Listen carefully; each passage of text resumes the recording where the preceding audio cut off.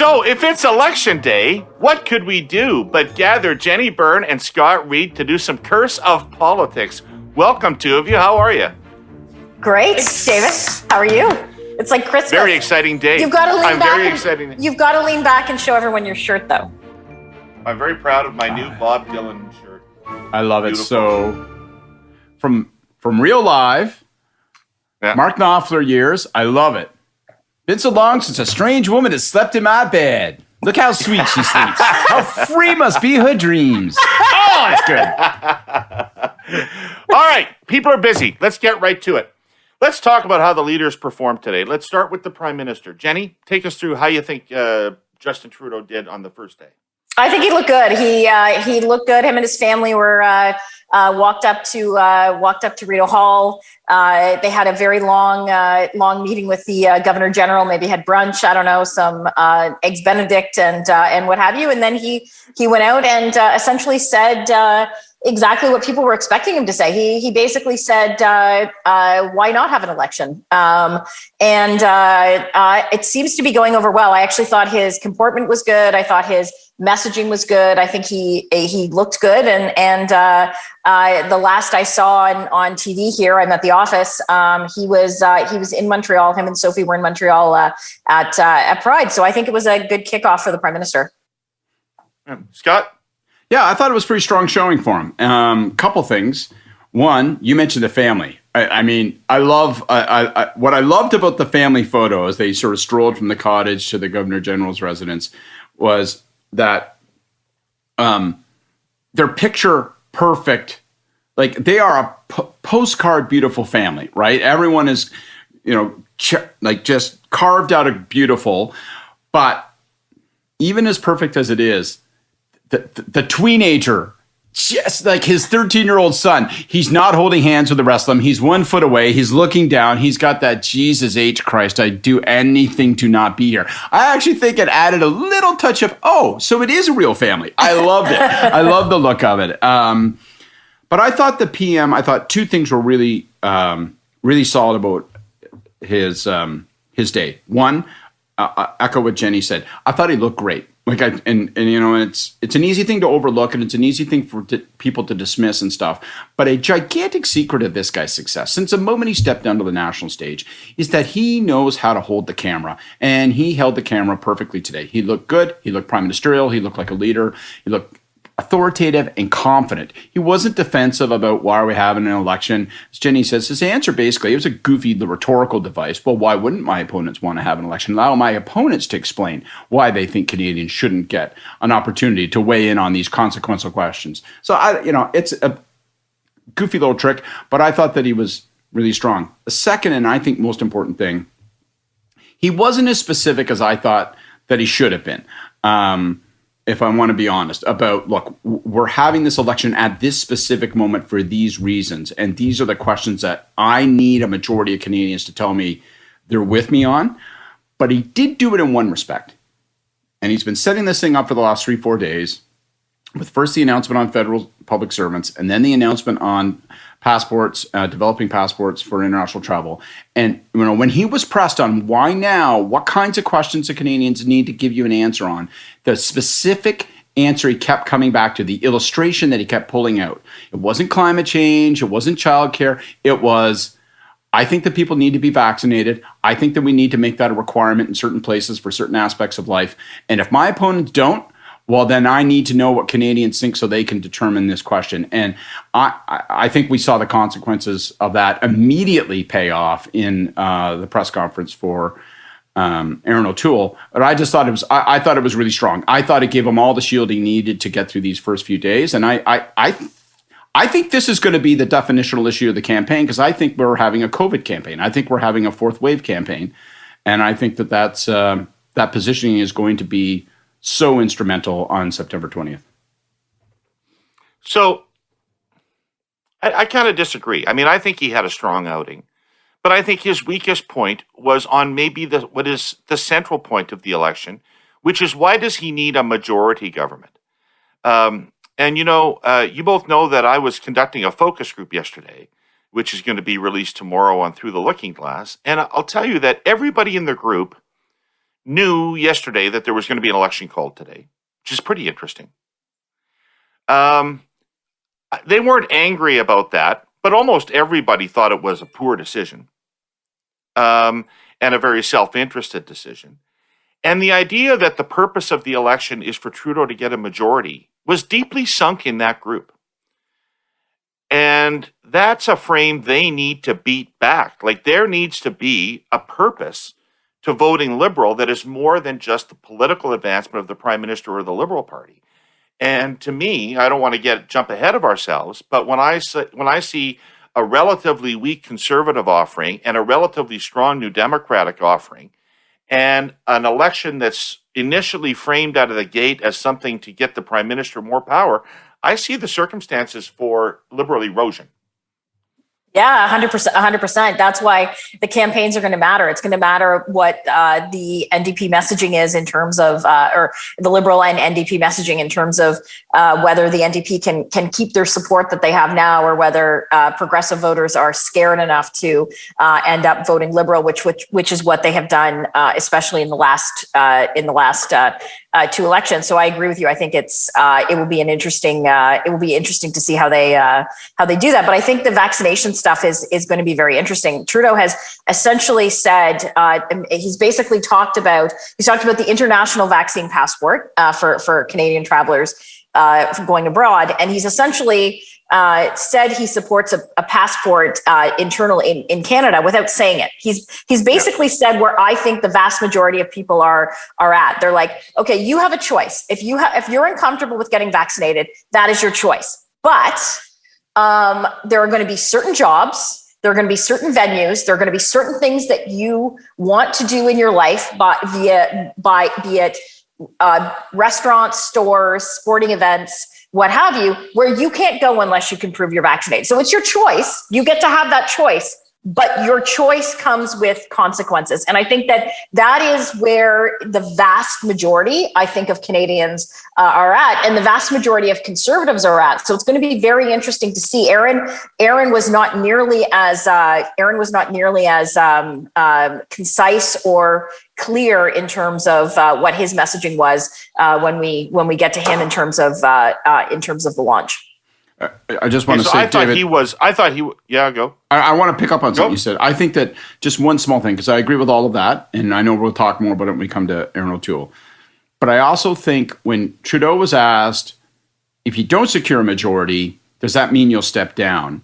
I think it was wise of him to not answer that question for the reason that you mentioned, David, because if he had said, no, of course I won't, or if he had said, yes, I will, doesn't matter, either option would have only put a further spotlight on the whole purpose of this election is to give him a majority, and that would be a mistake. Second thing I would say is it is a reassuring and penetrating reminder that people are fucking smart. They're not stupid. They're not disinterested. They are smart. And the fact that they smell all that about majority in your focus group, I think is, it's a reminder to people, don't make the mistake of thinking you can sit in your office and come up with a game plan that outsmarts where people are at. They know, people have a sense of what you're up to.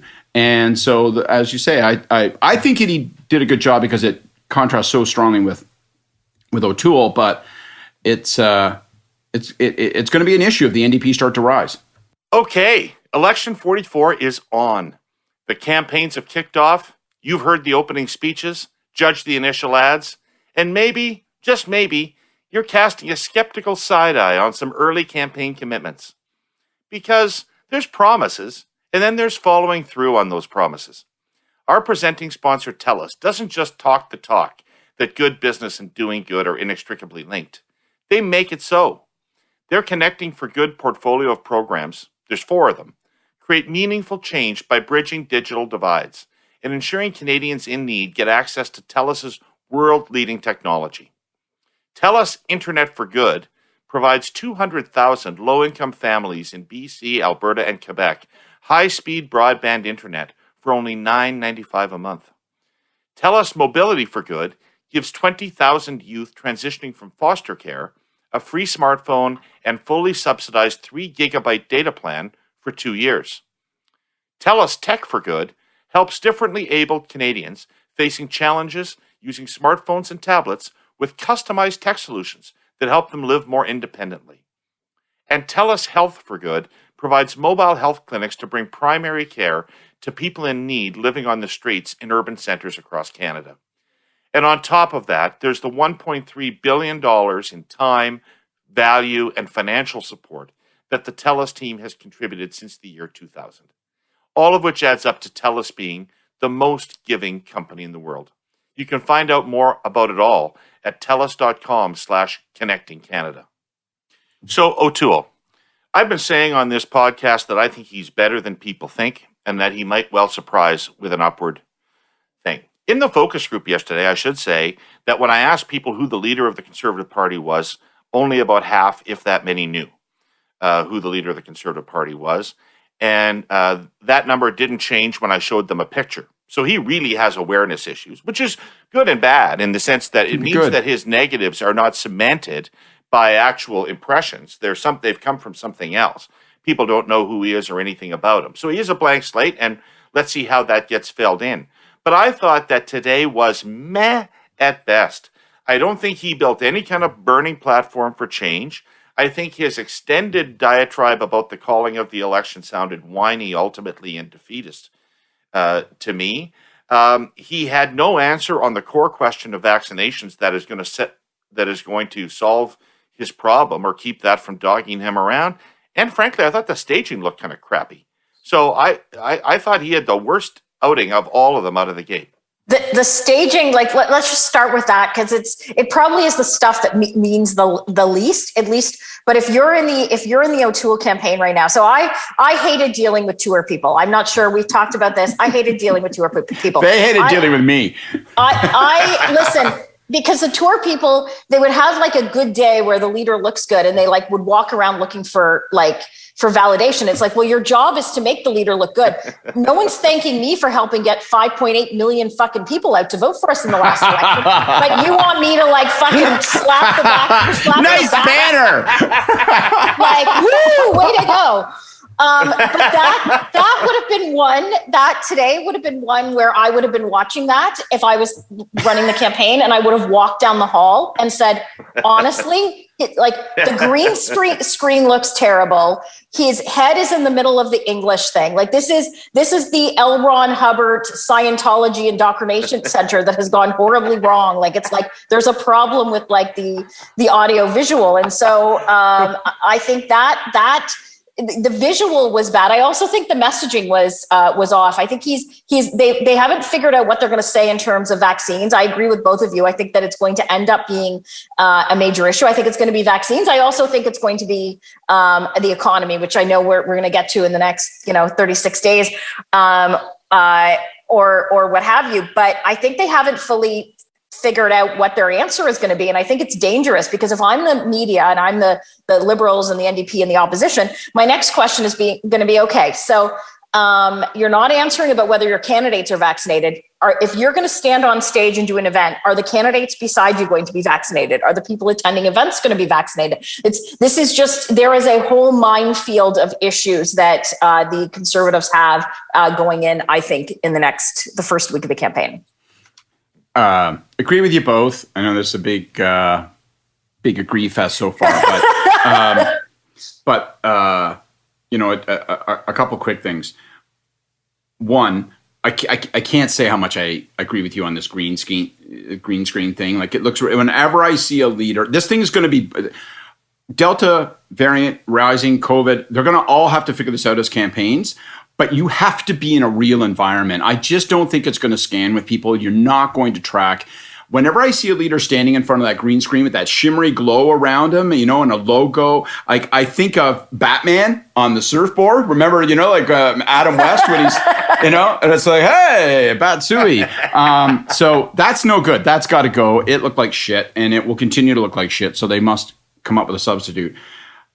Second, the vaccine thing is a train wreck for him, and it's going to continue to be a train wreck for him. And I don't know that there's a fix for it because I think he's got a fundamental policy problem.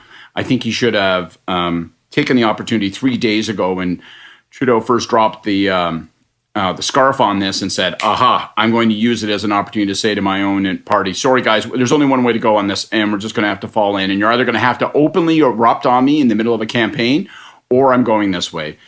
Third thing,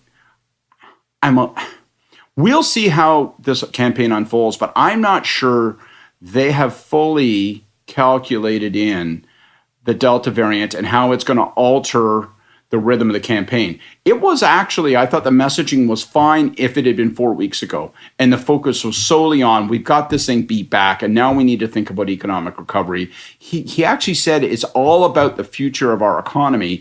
And I get that, but it felt to me like it was a little unbalanced in terms of making a nod toward public health imperatives as well. What the circumstances might be on election day.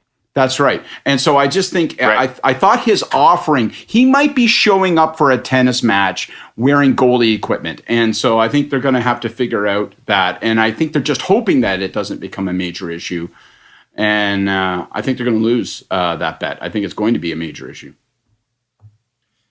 Jenni, could he have, what position could he have on that the party would stand behind, do you think?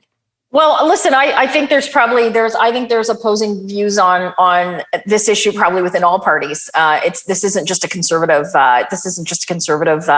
factor that they've got to look at. I actually think Trudeau's position is actually pretty accurate, and maybe I say that because I'm pretty much there myself, and you know, I am in no way could be considered a red Tory. I am a conservative. I cut my teeth as a reformer in Ontario. So, but I actually think Trudeau's position is actually pretty. I think that's pretty much where people are at. It's where the majority of people are at that I speak to, of my friends and social network who are conservatives. It is a you have a choice to get a vaccine, but other people have a choice as to whether you can go in their establishment, whether you can attend events, whether you can get on a plane, whether you can go on a vacation to other countries. And so I think that it would have probably been easier for the Conservatives to actually just kind of give in and support that position, and then move on to actually talking about the economy. Because David, we've talked about it. You've said in people that you've talked to, a third of voters actually believe that, you know, they're worried about the $1 trillion net debt that we have.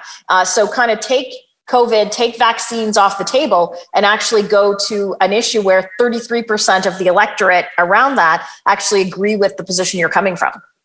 It's hot. This has been a ferocious summer, particularly out west. None of us has ever seen weather like this in Canada.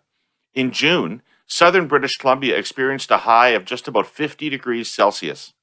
That's the average maximum summer temperature in the sand desert of Saudi Arabia, an area so pitiless it's called the empty quarter. The thing is, southern BC is not empty. It's filled with communities and First Nations through which our sponsor, CN Rail, operates trains all year long. The safety of those communities is CN's greatest priority. So it makes sense to have plans to prevent fire, particularly during periods of extreme weather. To begin with, CN tracks are filled with sensors and detectors that constantly scan cars and locomotives for hazards like overheated wheels, hot bearings, or dragging equipment. And CN's train and maintenance crews are effectively trained as first responders. They're not professional firefighters, but they have basic firefighting equipment and are instructed to remain at the scene of any fire they spot, containing it if they can until the professionals arrive.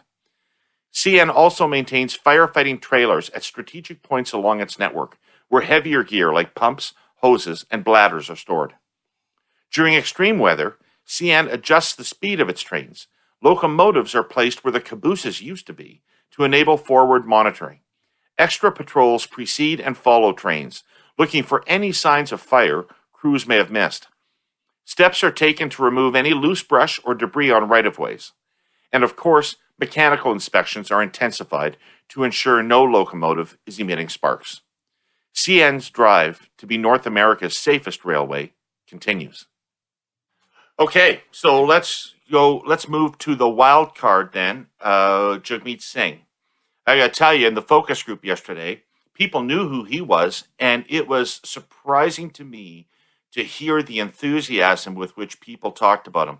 Lots of people not voting for the NDP saying, I can see him as a future leader of the country. Maybe not there yet, but this guy, people liked him, described him as charismatic. And I thought, geez, I thought he did well today.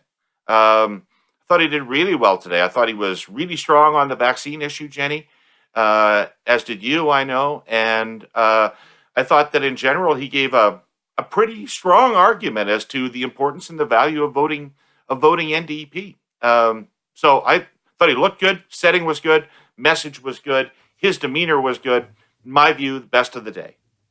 I agree, 100%. I thought that he had the best performance. Let's go back to staging where we started with O'Toole. I thought that his staging was, the Prime Minister's stage is set already. He's at Rideau Hall. It's going to be that. He looks prime ministerial. We said he did well. That's fine.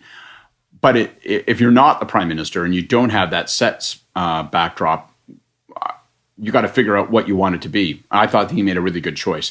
In Montreal, in a real place, it looked dynamic behind him. There were signs of life and activity and a cityscape going on behind him, but he had candidates behind him. They were spaced, they were masked, so it doesn't look irresponsible. I just thought all that worked.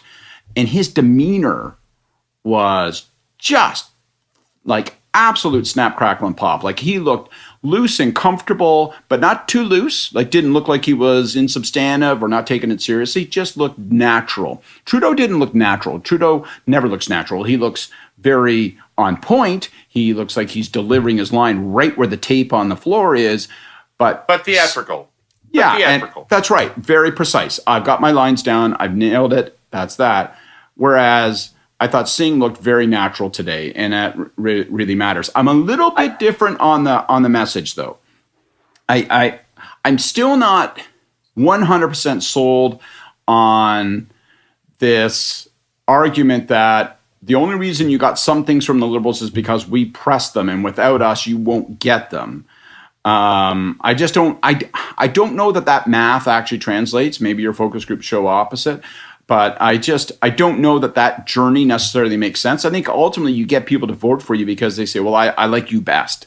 So independent of the message, I thought almost everything he did today got him moving down the road of, I like that guy best. So it was a great day for him. But Scott, that the NDP could get many more votes than they normally get in elections if it wasn't for strategic voting. They regularly lose the votes of people who want, ideally, to vote for them. It's so crazy. Trudeau needs O'Toole to be better. If this election gives those... Yes. Okay, but if I could point out to what's just to kind of follow up what Scott was saying is he said Singh is loose. He's loose partly because no one has really in the media. He hasn't had a lot of scrutiny on him. This becomes also the problem of a guy like Singh, who is, he's got his TikTok presence. He's popular with the younger voters, and he can kind of say things and get away with them. It's kind of like, he's talked about foreign policy stuff before and not even known. Like when he was first elected, there's like issues that he's like, well, I have no idea what you're talking about. They'd be major foreign policy issues.